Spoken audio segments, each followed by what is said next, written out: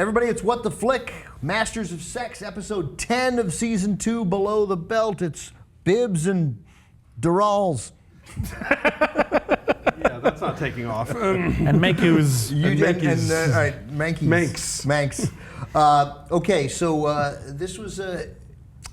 there were moments of great power. It was a great scene that we got at the end of the episode, the fight between the brothers. A great bit of acting, but a lot of stuff led up to that, which we'll discuss. Let's take a quick look at Showtime's preview clip for this episode. It's best to try to resolve this condition with someone familiar, and we are familiar. The two of you could teach America how to have sex. On television. I want to win a Nobel Prize. I do not want my work reduced to the warm-up hour before Mr. Magoo. Think of all the people we could reach. Bill hates my working there. We are a family with a shared disease. Do you remember how he used to drink? There is something inside you that is weak. That's your real affliction. I'm broken, and you're the only one who can fix me. So that line was actually from the previous week. I'm broken, you're the only one who can fix me. But that lying down with her afterwards was a recognition that that is clearly quite true. Yeah, I have to say, I mean, I'm a fan of the show. I really like the show. This episode, I felt like had some of the most on-the-nose moments.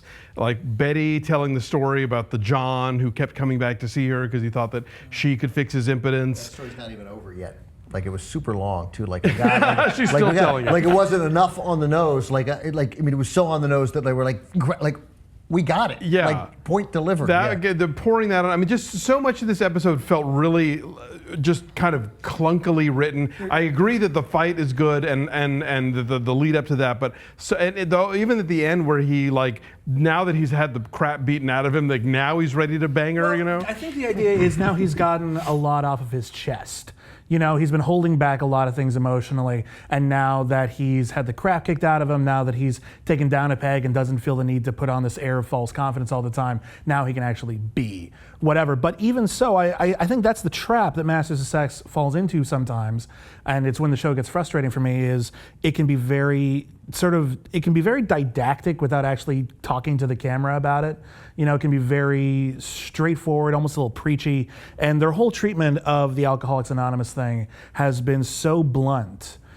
Well acted. Not going to argue well acted, but it's been really... This was a question I wanted to bring up. Do we think that the show thinks that Essie and Bill are alcoholics, or do we think that Frank, because he is immersed in the world of AA, just has automatically decided that everyone else is an alcoholic? Well, because that's a thing. I've seen that happen in real life, and they do have that conversation between Essie and Will, where they're talking about this sort of cult mentality that he's succumbed to, and how he's kind of blaming other people just in a different way now.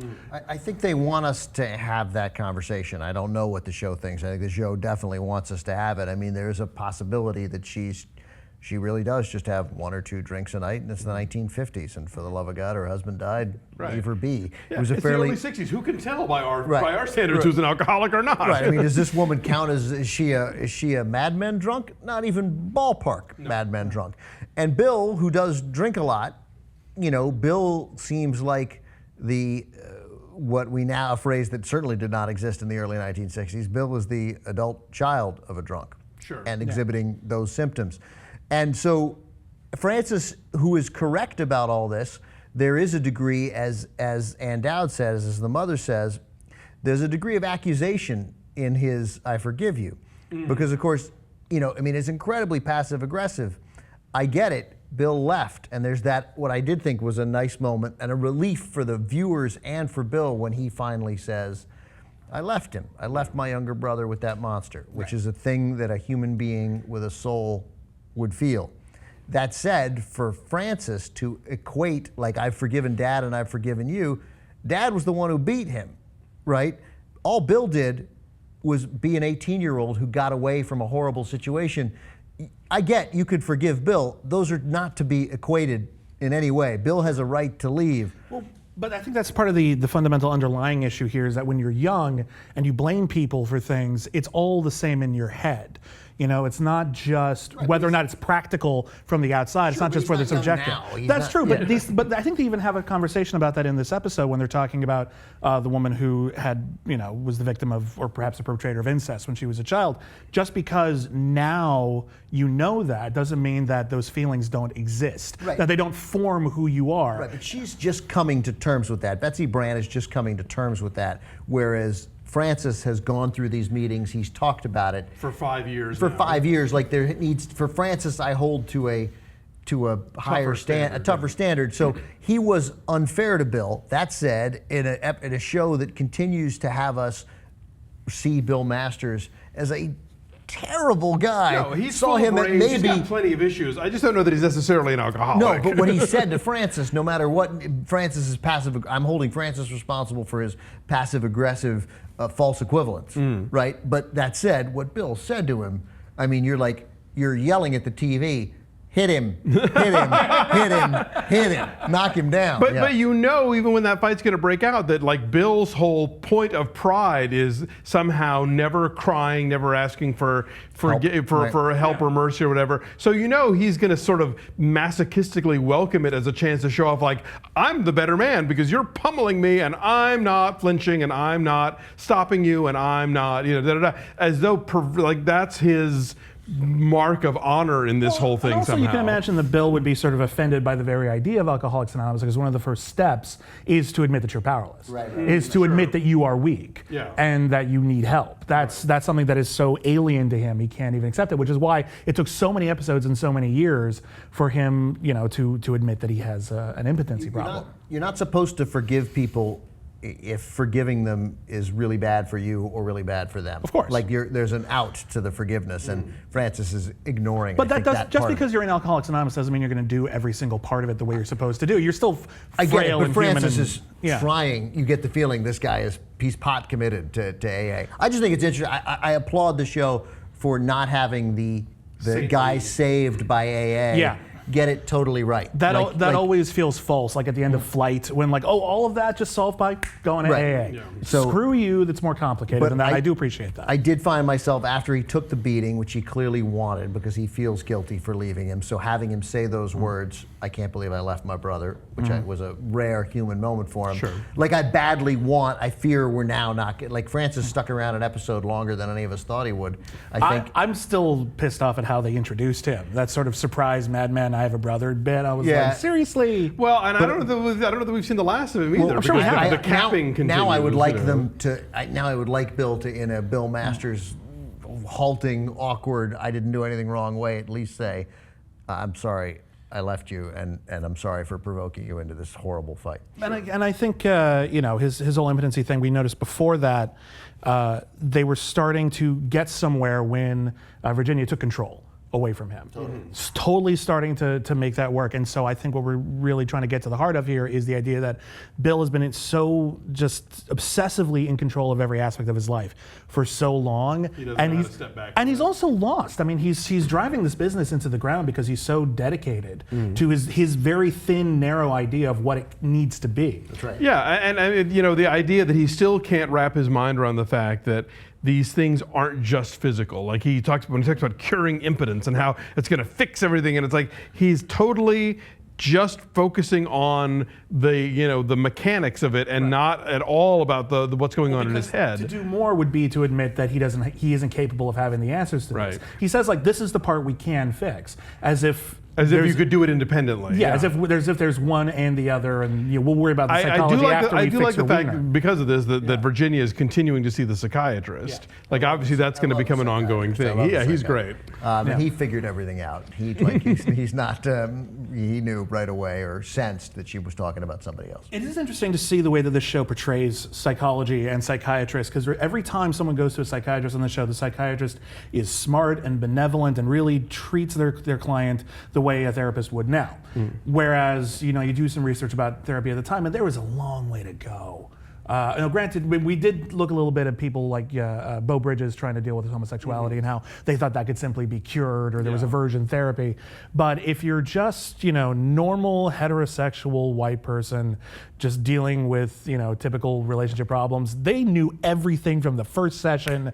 They are great. And yeah, it's true. Because, certainly I think if somebody with Barb's story goes to an analyst, then they might not get the sort of proper advice about it. It could be like, oh, you probably let him on, or some awful 1960s kind of thing, that you would say to a woman. It's totally possible they could have treated it really, really well, but the show has been so much about the contrast between the way we view medicine now and the way we view it then that it's a little unusual to me that they're so consistently portraying psychology fairly. No, you're right. The other on-the-nose thing that has been bugging me, especially in this episode, is the Barb and Lester relationship. I don't really buy it. It seems very kind of convenient. She's broken, he's broken. They have to do something with those characters. They brought them back. I like it. I do. I thought that was a nice moment. They don't have the same problems that the other people have. They have they're broken psychologically, but they're normal broken psychologically. They don't bring to bear all the other stuff that Bill and even Virginia to some extent bring to the table. So I liked, and it is possible that it would be. They're in this very small world. She's there all the time. He shoots everything. He saw her story. Right. He knows a lot of it. So, and then they have what is a terribly awkward conversation, but because he's normal, he thinks, well, I should apologize to that nice woman who's been through so much. And that could legitimately start something that I buy. It's perfect. He can't perform, she can't perform. Of course, they end up together. I guess. Dramatic easiness. I like those characters separately. I just don't know that I buy them together, but we'll see where they take us. Real quick, because we got to go, but let's talk about just the sex in it for 60 seconds, because that scene you mentioned where he gives himself over to her. Clear, by the way, Bill's impotence could be solved with a strap-on. I think that's the message the show is sending. Got that problem pegged. So I read two things. One in the New York Times that suggested that scene was so erotic and hot that it probably cured a fair amount of impotence among viewers. And then in Vulture, the reaction was that scene was so awkward they had to turn off the sound. So did you... Caused impotence. Vulture was arguing. Was it hot or not?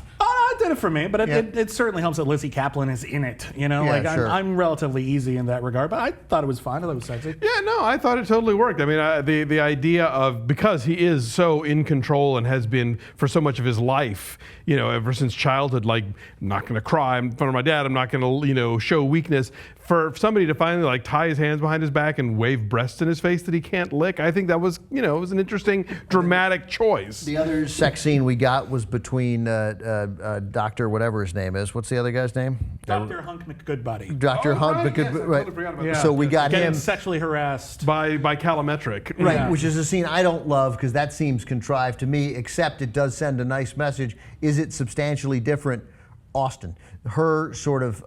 Her She's going. raping him, kind of. She's sexually harassed. It's the most classic. Sleep with me or you'll get fired. Right. It's not substantively different than Bill and Virginia, except they both suggested it in that case. But Virginia at one point said she didn't want to do it, and then Right. Bill. But that said, But she didn't until she came around. and then she wanted Bill to say no, I think, because she loves him.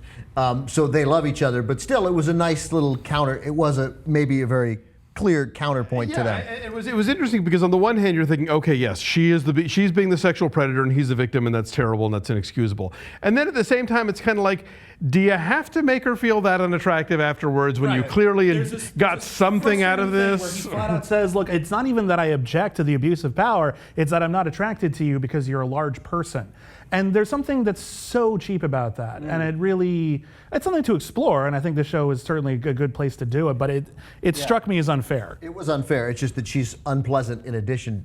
She's awful, and it's a terrible thing that she did. But so there was no easy takeaway on that one. They mentioned, we got to go 10 seconds. Wilhelm Reich, they mentioned what happened in the. By the way, we didn't mention Adam Arkin. He's great, and he's so. And he directed the episode. He directed the episode, and just his PR advice is right. He's correct. That's why people know Masters and Johnson, because they went on TV and he recognized it. But he mentioned Wilhelm Reich, who had his books burned and died in prison, who was innovative sexually, also something of a quack, it appears. But literally, not only did we lock him up for essentially fraud, contempt related to fraud. But then we burned his works. Like in 1957, we burned his books. Oh, Jesus. That's worth reading about Wilhelm Reich. Well, I mean, the sex researchers always had a hard time of it. You go back to Magnus Hirschfeld in Weimar, Germany, and the Nazis destroyed all of his materials. I know, but this is not the Nazis. This is us. Oh, I know. 15 years later. We burn stuff all the time. Did you see Footloose? Come on. We got to go. All the Thanks, comics. everybody. 2 episodes left. Yay.